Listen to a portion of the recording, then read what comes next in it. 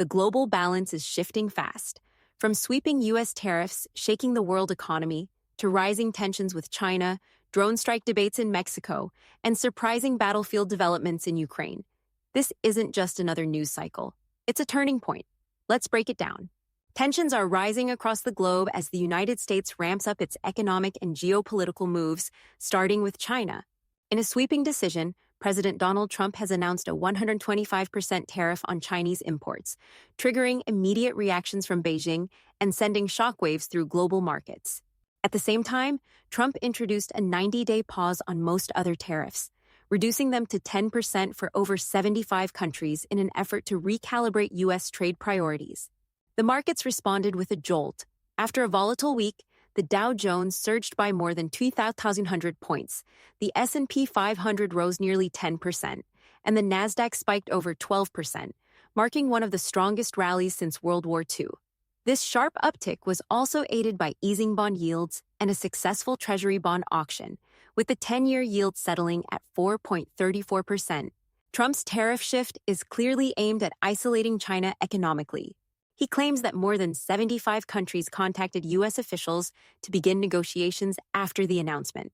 Treasury Secretary Scott Bessent backed this up, adding that while the administration isn't calling it a trade war, China's recent behavior warranted a firm response. This includes accusations of economic bullying, theft of intellectual property, currency manipulation, and reluctance to engage in nuclear talks. Beijing quickly hit back, slapping an 84% tariff on U.S. goods and warning of further retaliation if Washington doesn't reverse course. Chinese officials are reportedly exploring a potential coalition with other nations to counter what they describe as American economic coercion. With total U.S.-China trade reaching nearly $583 billion in 2024, any escalation could have global ramifications.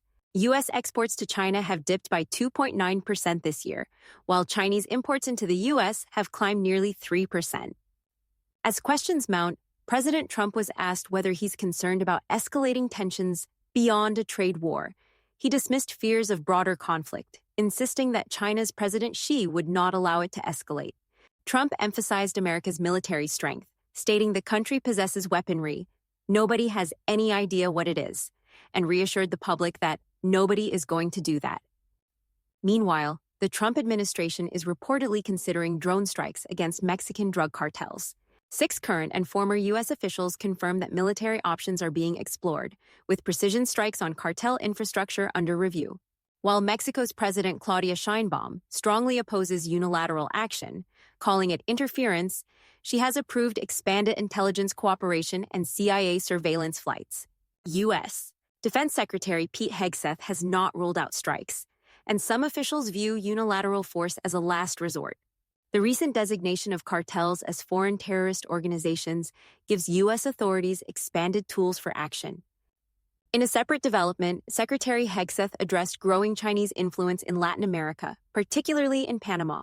He pledged that the U.S. would resist Beijing's reach in the region, saying, "A strong America that deters influence in our own backyard is good for us, good for our partners, and creates opportunities for freedom." When asked whether he feared Chinese retaliation for the 125% tariffs, Hegseth replied bluntly, "No, peace through strength matters. America first."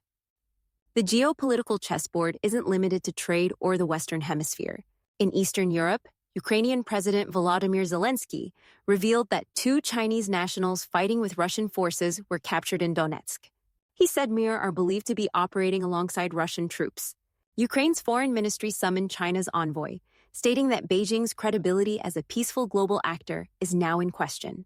China has not responded to the allegations, though it has offered Russia economic and diplomatic support in the past, without providing direct military assistance. Back in the U.S., the government is tightening its immigration policies. Citizenship and Immigration Services will now screen green card and student visa applicants for anti-Semitic content on social media.